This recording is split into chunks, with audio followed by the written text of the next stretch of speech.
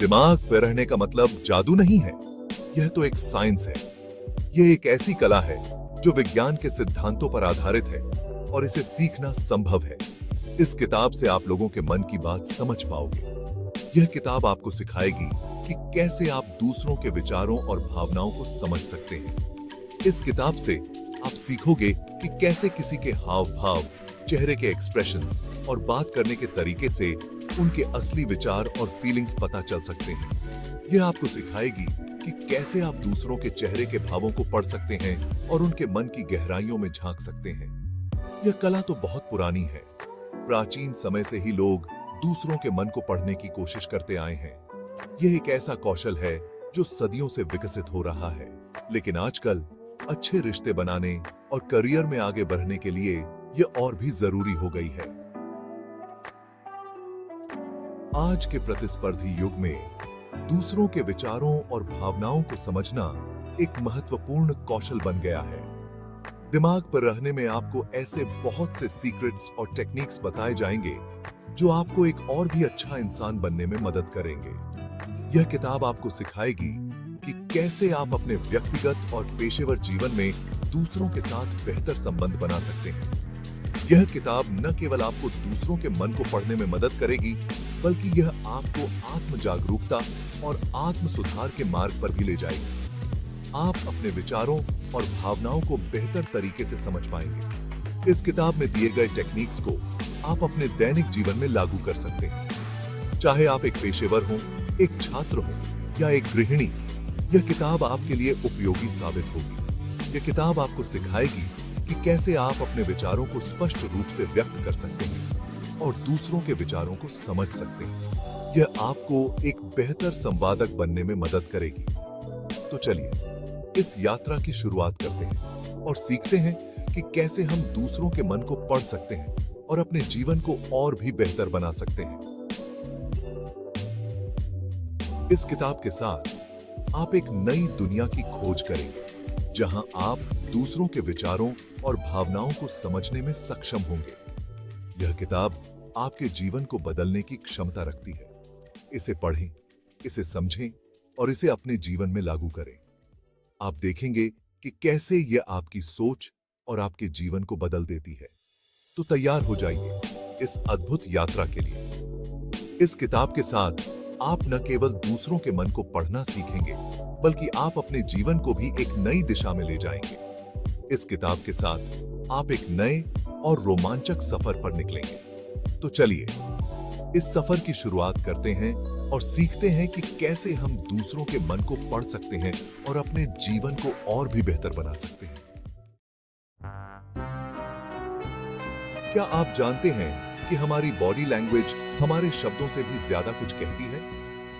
यह एक अदृश्य भाषा है जो हमारे मन की गहराइयों को प्रकट करती है। हाँ, हमारे हाव भाव, हाथों के इशारे और बैठने का तरीका बहुत कुछ बताता है। जब हम किसी से बात करते हैं तो हमारे शब्दों के साथ साथ हमारे जेस्चर्स भी एक महत्वपूर्ण भूमिका निभाते हैं। जैसे अगर कोई आपसे बात करते हुए अपने आर्म्स क्रॉस करके खड़ा है, तो इसका मतलब हो सकता है कि वो कंफर्टेबल नहीं है या आपकी बातों से अग्री नहीं है। यह एक संकेत हो सकता है कि वो व्यक्ति अपने विचारों में उलझा हुआ है या किसी प्रकार की असहजता महसूस कर रहा है। वहीं अगर कोई आपकी बात ध्यान से सुन रहा है और अपने शरीर को आपकी तरफ झुका रहा है, तो मतलब वो आपकी बातों में इंटरेस्टेड है। यह दर्शाता है कि वो व्यक्ति आपकी बातों को गंभीरता से ले रहा है और आपके विचारों को समझने की कोशिश कर रहा है। इसके अलावा सिर हिलाना भी एक महत्वपूर्ण संकेत है।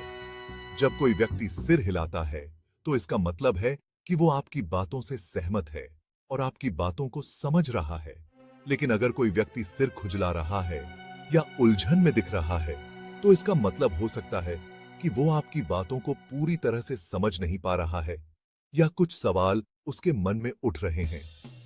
एक खुला और आरामदायक पोस्चर यह दर्शाता है कि व्यक्ति सहज है और बातचीत में पूरी तरह से शामिल है। यह एक सकारात्मक संकेत है जो दर्शाता है कि व्यक्ति आपके साथ बातचीत का आनंद ले रहा है। इसके विपरीत एक बंद और तनावपूर्ण पोस्चर यह संकेत दे सकता है कि व्यक्ति असहज है या किसी प्रकार की चिंता महसूस कर रहा है। यह महत्वपूर्ण है कि हम इन संकेतों को समझें और उनके अनुसार अपनी बातचीत को समायोजित करें। आंखों का संपर्क भी एक महत्वपूर्ण भूमिका निभाता है।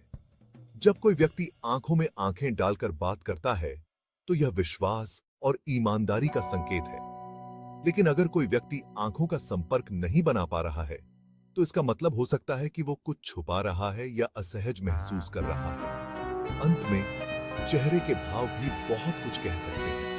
एक आत्मविश्वास से भरा चेहरा यह दर्शाता है कि व्यक्ति अपने विचारों में स्पष्ट है और अपनी बातों को लेकर आश्वस्त है, जबकि एक नर्वस चेहरा यह संकेत दे सकता है कि व्यक्ति किसी प्रकार की अनिश्चितता या डर महसूस कर रहा है। तो अगली बार जब आप किसी से बात करें तो सिर्फ उनके शब्दों पर ध्यान न दें, बल्कि उनकी बॉडी लैंग्वेज को भी समझने की कोशिश करें। यह आपको उनकी भावनाओं और विचारों को बेहतर तरीके से समझने में मदद करेगा। चेहरा हमारे मन का आईना होता है। यह हमारे अंदर की भावनाओं और विचारों को प्रकट करता है। जब हम किसी किताब को पढ़ते हैं तो हमारे चेहरे पर अलग अलग भावनाएं उभरती हैं। खुशी, गम, गुस्सा, डर, हैरानी, ये सब हमारे चेहरे पर साफ दिखाई देते हैं। एक अच्छी किताब हमें हंसा सकती है, रुला सकती है या हमें सोचने पर मजबूर कर सकती है। किसी की आंखों में देखकर आप उसकी भावनाओं को आसानी से समझ सकते हैं। आंखें हमारे दिल का दरवाजा होती हैं।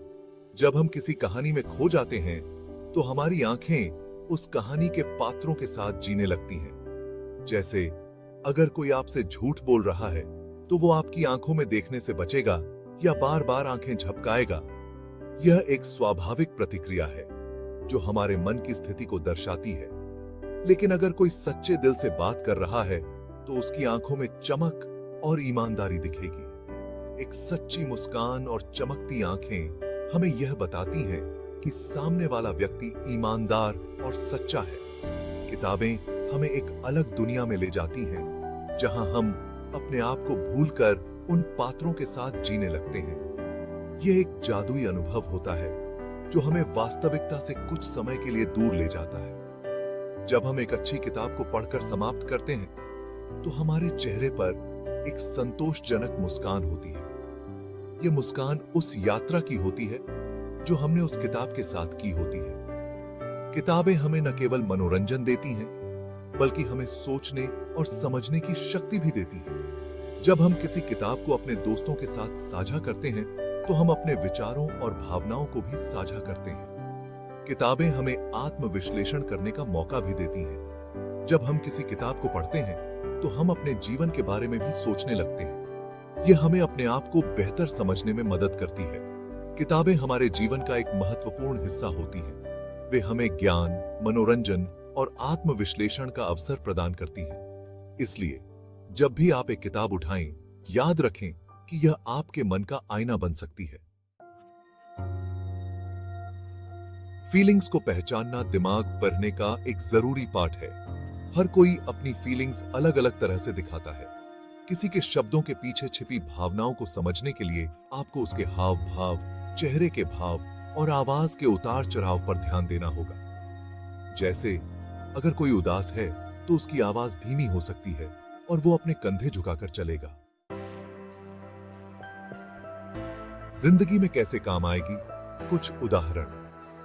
दिमाग पढ़ने की कला आपकी पर्सनल और प्रोफेशनल लाइफ दोनों में काम आ सकती है। जैसे अगर आप किसी इंटरव्यू के लिए जा रहे हैं तो आप इंटरव्यूअर के हाव भाव को पढ़कर समझ सकते हैं कि वो आपसे क्या चाहता है। इसी तरह अगर आप अपने रिश्ते बेहतर बनाना चाहते हैं तो आपको अपने पार्टनर की फीलिंग्स समझनी होंगी और उसके हिसाब से रिएक्ट करना होगा।